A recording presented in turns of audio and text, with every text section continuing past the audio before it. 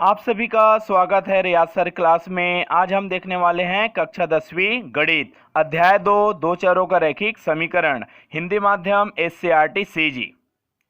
दो चरों का रैखिक समीकरण हल करने की आपका बीजी विधियां प्रतिस्थापन विधि, विलोपन विधि और वज्र गुणन विधि। प्रतिस्थापन विधि और विलोपन विधि को हम देख चुके हैं। आज के वीडियो में हम आपका वज्र गुणन विधि को देखेंगे। तो वज्र गुणन विधि को आपका हल करने से पहले आपका हमको समीकरण कैसे दिया गया है, समीकरण के आपका स्वरूप को समझना पड़ेगा और किस प्रकार का सूत्र लगाएंगे। वज्र गुणन का ही सूत्र लगाएंगे, दो मत की बात नहीं है, ठीक है, लेकिन फिर भी ध्यान रखना पड़ेगा। चलिए हम देखते हैं। पहला समीकरण 4x धन 3y बराबर 5, समीकरण पहला। दूसरा है 2x ऋण y बराबर 2, ये बन गया समीकरण दूसरा।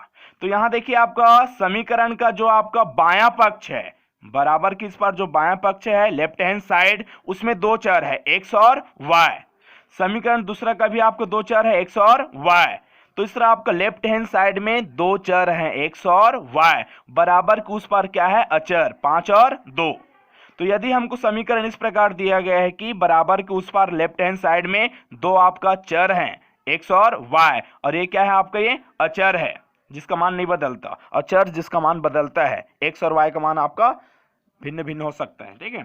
तो चलिए, तो यदि इस प्रकार दिया गया है तो x बटे y बटे बराबर यहाँ ऋण 1 बटे लगाना पड़ेगा।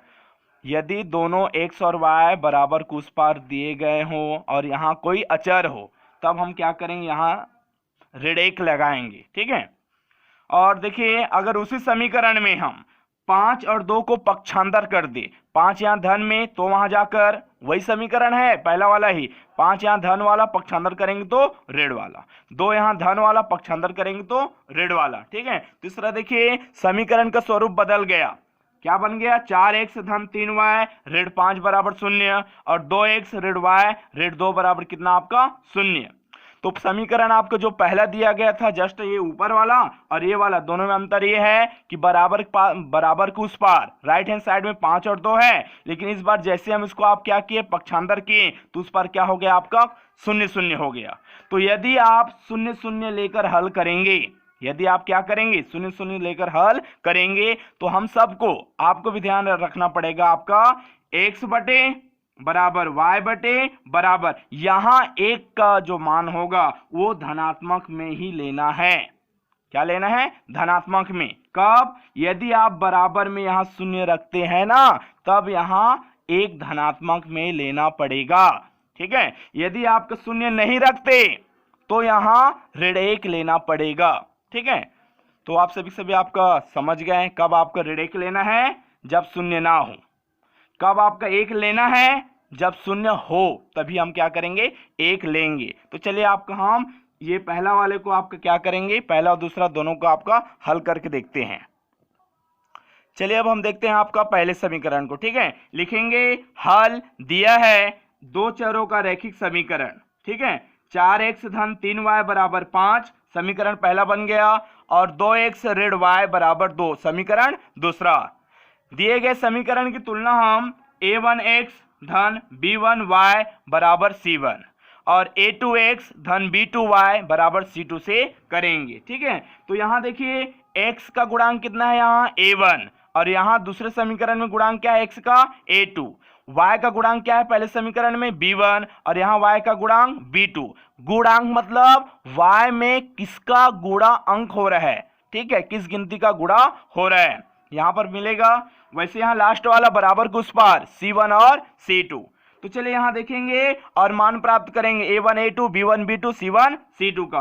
तो x का जो गुणांक रहेगा ऊपर नीचे, पहला वाला ऊपर वाला a1 नीचे वाला a2, तो a1 a2, तो x का a1 का मान कितना हो जाएगा 4, तुलना से x के पास जो रहेगा वो a1 ऊपर वाला नीचे वाला a2, तो a1 का मान हो जाएगा 4, तो a1 बराबर 4।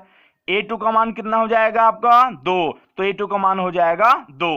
वैसे b1 का मान b1 y वाला, तो b1 का मान कितना हो जाएगा 3, और b2 नीचे वाला, तो यहां इसका y में गुणा का अंक, गुणा कुछ नहीं कितना है आपका 1, और आपका ऋण का चिन्ह है तो ऋण का चिन्ह, याद रखना आपका इसमें ऋण का चिन्ह अवश्य लेंगे, ठीक है, सवाल में दिया है इस कारण, ठीक है। वैसे आपका C1 C2 तो बराबर के जो इस पार है ये ऊपर वाला C1 नीचे वाला C2, तो C1 का मान हो जाएगा 5 और C2 का मान हो जाएगा कितना 2। ठीक है, अब हम कौन सी विधि से हल करने वाले हैं, वज्र गुणन विधि से। कौन सी विधि से, वज्र गुणन विधि से। तो वज्र गुणन विधि में आपका अभी हम देखे हैं, अगर बराबर के इस पार अचर दिया गया है गिनती, ठीक है देख चुके हैं ना आपका, अगर ऐसा दिया गया है तो यहां हम x बटे y बटे बराबर इधर आपका ऋण 1 लेंगे। क्या लेंगे, ऋण 1। शून्य होता ना यहां, मतलब ये दोनों का अगर पक्षांतर कर देंगे तो अगर यहां शून्य होगा तब यहां आपका 1 का मान क्या लेंगे, धनात्मक। लेकिन अभी शून्य नहीं ले रहे हैं ना, इस कारण क्या लेंगे, ऋणात्मक। चलिए यहां हो गया। अब हम यहां आपका x का मान, किसका मान प्राप्त करने वाले, देखिए आपका x और y, समीकरण को हल करना मतलब x y का मान जो दिया गया इसको प्राप्त करना, x और y का मान।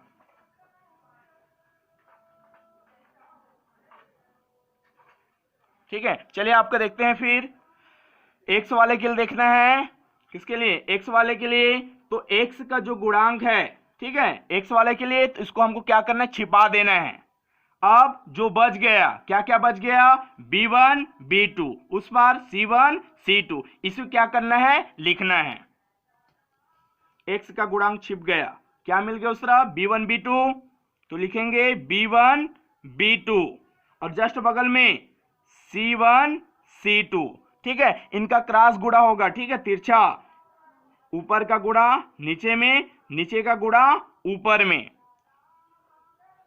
ठीक है, अब वैसे ही ये x के लिए हो गया, अब y के लिए, तो y वालों क्या करना है, ऐसे छिपा देना है, y वाला क्या करना है, ऐसे छिपा देना है। ठीक है, अब कौन सा वाला बच गया, इसके जस्ट आगे क्या है, c1 और c2, तो लिखेंगे c1 c2, ये वाला है। अब उसके बाद फिर वापसी आइए, तो फिर वापसी में आएंगे, क्या मिलेगा, a1 a2, तो लिखेंगे a1 a2। यहां पर भी आपका क्या होगा, तिरछा, ये ऐसा ऊपर से नीचे और ये वाला में नीचे से ऊपर। अब ऋण 1, यहां ऋण 1 जो है ना आपका लास्ट वाले छिपाना है, किसको, लास्ट वाला, अर्थात c1 और c2 को क्या करना है, छिपाना है। तो क्या बच गया, ये लास्ट वाला गया, तो क्या बच गया, a1 a2 और b1 b2, a1 a2 और b1 b2 बच गया। यहां पर भी होगा तिरछा गुणा, ऊपर से नीचे और ये नीचे से ऊपर। चलिए अब हम क्या करेंगे, मान रख देंगे।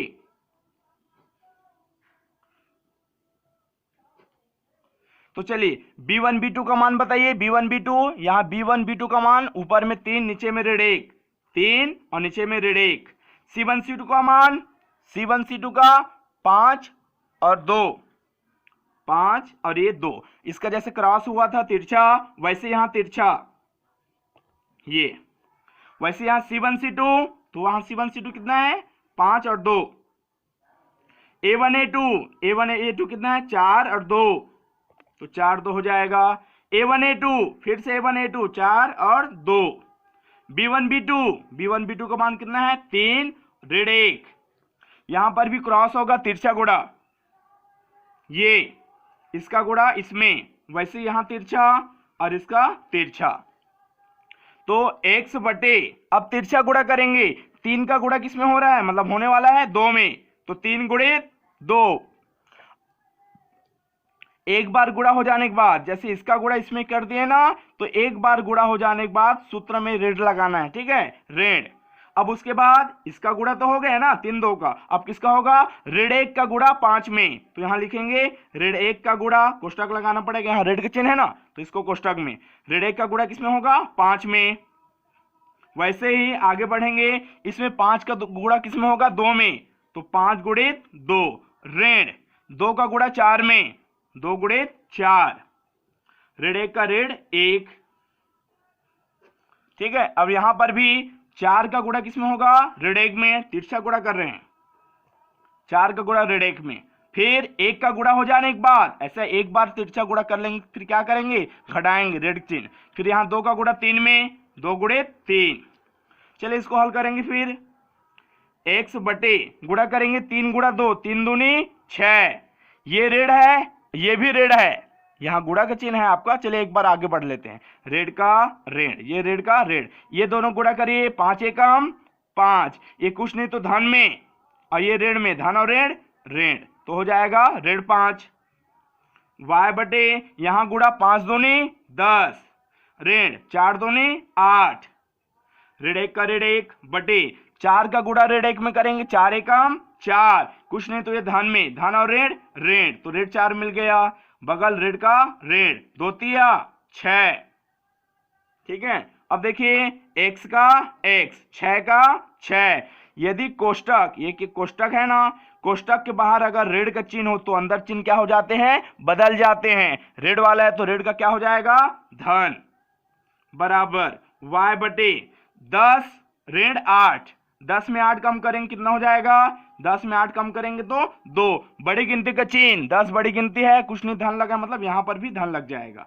ऊपर में ऋण 1 का ऋण 1 बटे 4 ऋण में है, 6 भी ऋण में है, 4 रुपए उधारी, 6 रुपए और उधारी, तो उधारी उधारी महा उधारी, कर्जा बढ़ गया, 6 4 10, बड़ी गिनती का चिन्ह, 6 बड़ी गिनती है ना, उसका चिन्ह लगा देंगे। x बटे 6 धन 5, 6 और 5 की जोड़ेंगे कितना हो जाएगा, 6 5 11, बराबर y बटे कितना 2, धन का चिन्ह नहीं लिखेंगे तो भी आपको वहां धन उपस्थित रहता है, बराबर हाँ ऋण 1 बटे कितना आपका ऋण 10, ऊपर में आपका समान चिन्ह है ऋण और ऋण, ठीक है, वो क्या हो जाएगा आपका कैंसिल, तो हो जाएगा 1 बटे 10, 1 बटे 10। अब उसके बाद हम x बटे 11 इसके बराबर भी वहां जो प्राप्त हुआ 1 बटे 10 उसको लेंगे, और यहां मिला है y बटे 2, इसके बराबर भी क्या लेंगे, 1 बटे 10।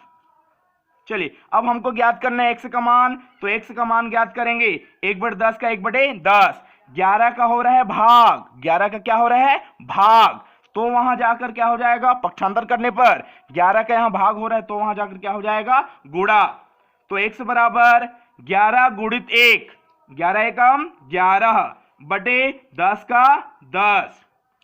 तो इसको अगर हल करेंगे, कट रहे कटा देते हैं, ठीक है, आपका मतलब आपका 11 भागे 10 करेंगे, ठीक है, तो 10 का पाड़ा पड़े 11 ज्यादा ना हो, 10 एकम 10, 10 एकम 10, 11 में 10 गया कितना बच गया, 1, 1 छोटा है, दशमलव लगाएंगे और दशमलव लगाने के कारण 1 शून्य बढ़ जाएगा, तो 1 में 1 शून्य बढ़ाओ कितना हो जाएगा 10, फिर 10 एकम 10, तो इस तरह x का मान कितना मिल गया, 1.1। यहां प्राप्त करेंगे y का मान 1 बटे 10 का 1 बटे 10, यहां 2 का क्या हो रहा है भाग, 2 का भाग हो रहा है, पक्षांतर करने पर क्या हो जाएगा गुणा, तो y बराबर ऊपर गुणा ऊपर में 2 एकम 2, नीचे 10 का 10, कट रहा है तो यहां कटाइए, 2 एकम 2, 2 पंचे 10, इस तरह y का मान कितना मिल गया, 1 बटे 5। इसको भी यदि आपका भाग कर सकते हैं तो भाग कर दीजिए, ठीक है, तो 5 का पाड़ा पढ़िए 1 से ज्यादा ना हो, 5 शून्य 0, 5 पाड़े में 1 नहीं आता ना, 5 शून्य 0, लेकिन हम भाग करना चाहते हैं, देखो 1 है ना, 5 शून्य 0, अभी भी 1 बचा है, हम भाग करना चाहते तो क्या लगाएंगे दशमलव, और 1 के बगल में 1 शून्य बढ़ जाएगा तो 10 बन जाएगा, 5 का पाड़ा पड़े 10 ज्यादा ना हो, 5 दूनी 10। अतः देखिए x का मान कितना मिल गया 1.1 और y का मान 0.2। चलिए अब हम आपका चेक करेंगे, उत्तर की जांच करेंगे कि हमें जो प्राप्त हुआ है x बराबर 1.1 और y बराबर 0.2, ठीक है, वो आपका सही है या नहीं है। चलिए देखते हैं आपका उत्तर की जांच। x का मान प्राप्त हुआ है 1.1 और y का मान 0.2। समीकरण कौन सा वाला था, 4x धन 3y बराबर 5, समीकरण पहला, और 2x ऋण y बराबर 2, समीकरण दूसरा। तो समीकरण पहला है 4x धन 3y बराबर 5, x का मान क्या रखेंगे 1.1, तो 4 का 4, x का मान 1.1, 4 और x के बीच में कुछ नहीं किसका चिन्ह है गुणा, तो गुणा लगाएंगे, धन का धन 3 का 3, 3 और y के बीच में किसका चिन्ह गुणा, y का मान कितना 0.2 बराबर 5 का 5। हल करेंगे, 4 का पाड़ा पहले इकाई दहाई से करेंगे ना, इकाई से पहले गुणा होगा, 4 एकम 4, फिर 4 का गुणा दहाई मतलब यहाँ आपका दशमलव के उस पार, ठीक है, तो 4 एकम 4, तो कितना हुआ 4.4, धन का धन 3 का गुणा 2 में 3 दूनी 6, दशमलव का दशमलव 3 शून्य 0 बराबर 5 का 5। फिर 4.4 और 0.6 को क्या करेंगे जोड़ेंगे। जैसे यहाँ देख लीजिए 4.4 और 0.6 जोड़ने का नियम दशमलव वाला, दशमलव के नीचे दशमलव होना चाहिए। जोड़िए 6 4 10 की 0 हासिल 1, 4 और 1 5, दशमलव का दशमलव। तो देखिए दोनों जोड़े कितना है 5.0 लिख दिए 5.0 बराबर 5 का 5। तो 5.0 को हम 5 भी लिख सकते हैं। तो इस तरह देखिए दोनों पक्ष क्या हो गया बराबर हो गया। तो अभी हम कौन सा समीकरण देखे हैं पहला वाला। अब इसी x और y का जो मान मिला है उसको हम कहां रखेंगे समीकरण दूसरे में। तो दो समीकरण क्या है 2x ऋण y, 2x ऋण y बराबर 2। तो 2 का 2, x का मान क्या रखेंगे 1.1, y का मान कितना रखेंगे 0.2। तो यहाँ गुणा करेंगे 2 एकम 2, फिर 2 एकम 2, 2.2 हो गया, रेट 0.2 बराबर 2 का 2। यहाँ पर भी आपका मतलब आपको वहां रफ कार्य में देखिए ठीक है बगल साइड में दूसरी तरफ करना आप लोग ठीक है। तो यहाँ कितना है 2.2 और यहाँ कितना घटाना है 0.2, दशमलव के नीचे दशमलव, दशमलव का राइट हैंड साइड में कितना है 2 और लेफ्ट में 0। दोनों क्या करना है घटाना है रेड का चेन। 2 में 2 गया 0, दशमलव दशमलव 2 और 0 घटाएंगे 2 का 2, क्या मिल गया 2.0। इस 2.0 को हम 2 भी लिख सकते हैं। तो इस तरह देखिए आपका यहाँ दोनों पक्ष क्या हो गया बराबर हो गया। तो x और y का मान जो हमें प्राप्त हुआ है वो दिए गए दोनों समीकरण को क्या करता है संतुष्ट करता है। अतः हम जो हल किए हैं वो क्या है आपका सत्य है, सही है। हम जो हल किए हैं क्या है सही है। हाँ चलिए अब देखिए आपका समीकरण वही है लेकिन आप इस बार पक्षांतर करके क्या करेंगे हल करेंगे। दिया है दो चरों का रैखिक समीकरण 4x धन 3y बराबर 5, 2x ऋण y बराबर आपका 2। समीकरण ये वाला ही है लेकिन इस बार हम आपका 5 और 2 को क्या करेंगे पक्षांतर करेंगे। 5 यहाँ धन में पक्षांतर करने पर क्या हो जाएगा वहां ऋण, तो ये हो जाएगा ऋण 5। 2 यहाँ धन में पक्षांतर करने पर क्या हो जाएगा ऋण। तो इस तरह आपको उस पर क्या बचा 0 0, ठीक है। और जैसे कि हम शुरू में देखे थे अगर बराबर 0 0 वाला स्टेप है या 0 कर देते हैं ठीक है बराबर 0, तब हमें x बटे y बटे और 1, यहां 1 हमको क्या लेना पड़ेगा धनात्मक लेना पड़ेगा। यहां बराबर में 0 0 करके हम हल कर रहे हैं इस बार, तो यहां क्या लेना पड़ेगा 1 धन में लेना पड़ेगा, ठीक है। तो आपका ये समीकरण बन गया। इसकी तुलना किससे करेंगे a1x धन b1y धन c1 बराबर कितना 0, a2x धन b2y धन c2 बराबर कितना 0। क्योंकि आप यहां दिए गए आपको जो गिनती है ना उसको आप पक्षांतर किए हैं और यही वाला किसका मान होता है बराबर कुछ पार वाला c1 और c2 का। इसी चीज को आप इस तरह पक्षांतर कर दिए हैं तो जब तुलना करेंगे उसमें भी हम c1 c2 क्या करेंगे इस बार धन में ही लेंगे, ठीक है। सूत्र में आपको सभी यहां धनात्मक ही लिया जाएगा, ठीक है।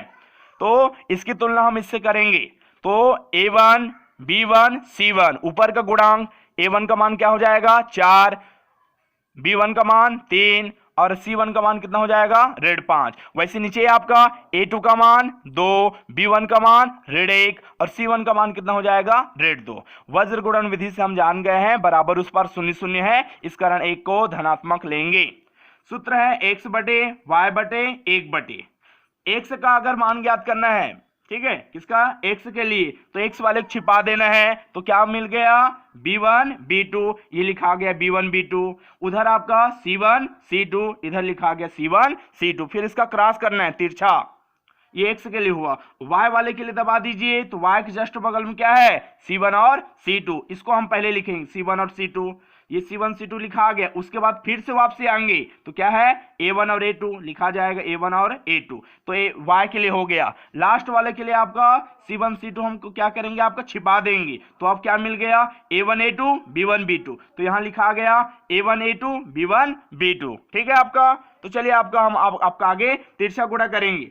जैसे वहां b1 b2 c1 c2 इन सब का मान क्या करेंगे हम रख देंगे और उसके बाद तिरछा गुणा करेंगे, ठीक है। तो यहाँ तिरछा गुणा करो, b1 का गुणा c2 ये ऋण b2 गुणा c1 बराबर यहाँ आपका देखिए c1 का गुणा a2 c1 a2 ऋण c2 गुणा a1 ये बराबर यहाँ पर भी तिरछा गुणा a1 गुणा b2 ऋण a2 गुणा b1 में। तो यदि आपका सूत्र ग्रुप में आपके यदि फर्राटेदार आपका जल्दी ट्रिक आपको दिखना चाहते हैं तो यहाँ लिखेंगे x के नीचे bc ऋण bc, y के नीचे सी ए ऋण सी ए, और यहां आपका भी लिखेंगे आपका ए बी ऋण ए बी। पहले में क्या बी सी वाला है, बी सी ऋण बी सी, दूसरे में सी ए ऋण सी ए, तीसरे में लिखेंगे ए बी ऋण ए बी। उसके बाद यहां आपका एक दो मतलब आपका गिनती याद रखिए 12, यहां 2 1 मतलब 21, 12 21 12 21 12 21 क्या करिए आपका लिखते चलिए, ठीक है आपका। तो ये सूत्र आपका बन जाएगा, ये वाला स्टेप को नहीं लिखेंगे तो भी